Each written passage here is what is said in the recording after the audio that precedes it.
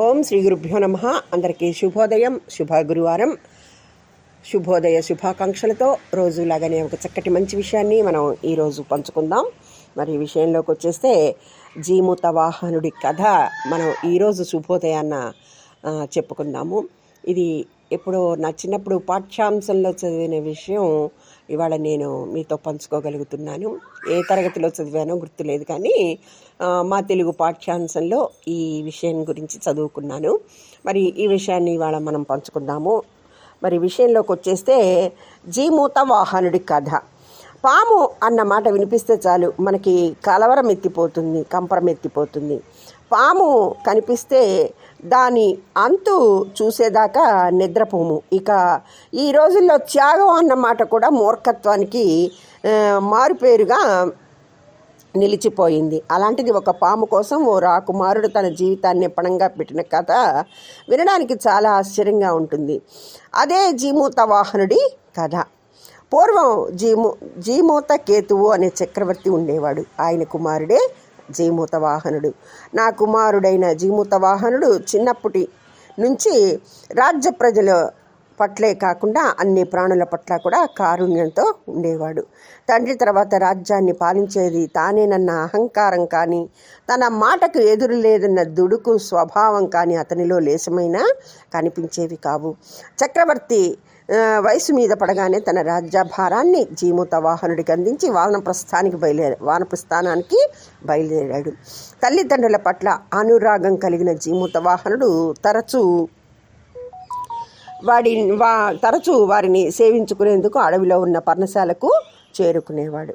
ఒకసారి అడవిలో విశ్వవసు అనే రాజుగారి కుమార్తె అయిన మలయవ్వతిని చూసి ప్రేమలో పడ్డాడు జీమూత వాహనుడు. ఆమె ఫలానా రాజుగారి కుమార్తె అన్న విషయం అతనికి తెలియదు.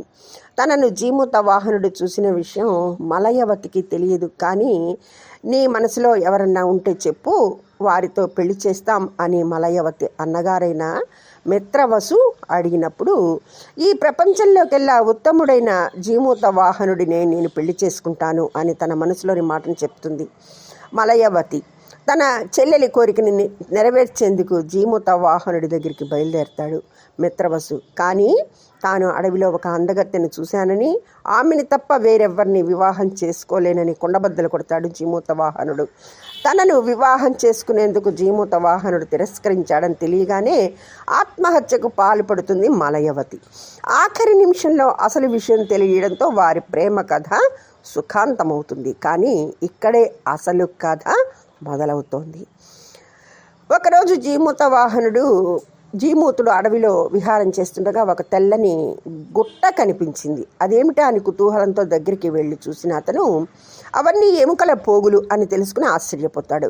ఇంతలో అతనికి ఎవరో ఏడుస్తున్నట్టు పెద్ద శబ్దం వినిపిస్తోంది. ఆ శబ్దాన్ని అనుసరించిన జీమూత వాహనుడికి ఒక ముసలి పాముని కనిపిస్తుంది. అమ్మా, నువ్వెవరు, ఎందుకు ఏడుస్తున్నావు అని అడుగుతాడు. ఆ ఎముకల గుట్ట ఏమిటి అని అడుగుతాడు ఆ జీమూతుడు. ఏం చెప్పమంటారు, ఆ విష్ణుమూర్తికి వాహనమైన గరుత్మంతుడు మా జాతిని నిర్మూలించేందుకు కంకణం కట్టుకున్నాడు. రోజు మా మీద పడి మమ్మల్ని చీల్చి చెండాడుతున్నాడు. అతని బాధ తట్టుకోలేని మేము ఇలా రోజు మా మీద పడి అలజడిని కలిగించవద్దని, రోజు మాలో ఎవరో ఒకరు స్వచ్ఛందంగా నికాహారంగా మారుతామని వేడుకున్నాము. రేపు నా కుమారుడైన శంఖచూడుని వంతు, అందుకే ఈ వేదన అని చెప్పుకొచ్చింది ఆ వృద్ధురాలు. ఆ మాటలు విన్న జీమూత వాహనుడే మనసు కరిగిపోయింది. తాను జీవితంలో అన్ని సుఖాలను అనుభవించేశాడు, సకల భోగాలను అనుభవించాడు. పైగా గరుత్మంతుని హింస ఇలాగే కొనసాగితే ఈ ప్రపంచంలో పాము అన్న ప్రాణి ఏది మిగలదు. శంఖచూడునికి బదులుగా తను గనక గరుత్మంతునికి ఆహారంగా మారితే అతని ప్రాణాన్ని కాపాడడమే కాదు, ఒక జాతి నాశనం కాకుండా రక్షించినట్లవుతుందని ఇలా పరి విధాలుగా ఆలోచించిన జీమూత వాహనుడు శంఖచూడునికి బదులుగా మర్నాడు తానే గరుత్మంతునికి ఆహారంగా మారేందుకు సిద్ధపడ్డాడు. మర్నాడు గరుత్మంతుడు అనుకున్న సమయానికి రానే వచ్చాడు. భారీ కాయుడైన గరుత్మంతునికి బలిపీఠం మీద ఉన్నది ఎవరో తెలియలేదు. తన మానాన తాను ఆ శరీరాన్ని పొడిచి తినసాగాడు. ఇంతలో అక్కడికి చేరుకున్నాడు మిత్రవసువు. గరుత్మంతా, నీ ముందు ఎవరు ఉన్నారో కూడా పరిశీలించుకోకుండా కళ్ళు మూసుకుపోయాయి. నీ కాలి కింద ఉన్నది నాలాంటి మనిషి కానీ పాము కాదు. దయచేసి అతన్ని వదిలిపెట్టు. ఒక అల్పమైన ప్రాణి కోసం తన జీవితాన్నే బలి ఇవ్వడానికి సిద్ధపడిన అతన్ని త్యాగాన్ని గుర్తించు అని వేడుకున్నాడు. మిత్రవసువు మాటలకి కింద చూసిన గరుత్మంతునికి తాను చేసిన తప్పు తెలిసి వచ్చింది. కానీ జీమూత వాహనుడిలో ప్రాణం అప్పటికే అడుగంటింది. చేసిన తప్పుకి తనను తాను తెగ నిందించుకున్నాడు గరుత్మంతుడు. కానీ ఏం లాభం, జరగాల్సిన నష్టం జరిగిపోయింది. విషయం తెలుసుకుని అక్కడికి చేరుకున్న జీమూత వాహనుడి కుటుంబం బోరున విలపించసాగింది. వారే దుఃఖాన్ని చూసిన గరుత్మంతుడికి ఏం చేయాలో పాలుపోలేదు. వెంటనే స్వర్గలోకంలోకి వెళ్ళి అమృత భాండాన్ని తీసుకొచ్చాడు. దానితో జీమూత వాహనుడిలో కొడగట్టిన ప్రాణం తిరిగి మేల్కొంది. తన ప్రాణాలను తిరిగి దక్కించుకున్న జీమూత వాహనుడు సంతోషించలేదు సరికదా, సాటి జీవుల నిరంతర గరుత్మంతునికి ఆహారంగా మారుతుంటే దాన్ని చూస్తూ గడిపే ఈ జీవితం ఎందుకు అని దుఃఖించాడు.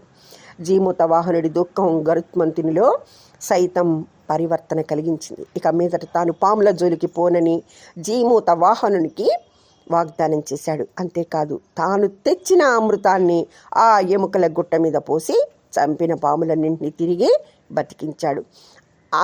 అలాగా ప్రాణం ఎవరిదైనా ఒకటే అని నిరూపించిన జీమూత వాహనుడు తన దీక్షతో ఏకంగా ఒక జాతినే కాపాడిన వాడయ్యాడు. ఇదండి జీమూత వాహనుడి కథ. మరి అందరికీ ధన్యవాదములు. సర్వే జనా సుఖినో భవంతు. మీ అభిమాన హిమబాల శుభోదయ శుభాకాంక్షలతో.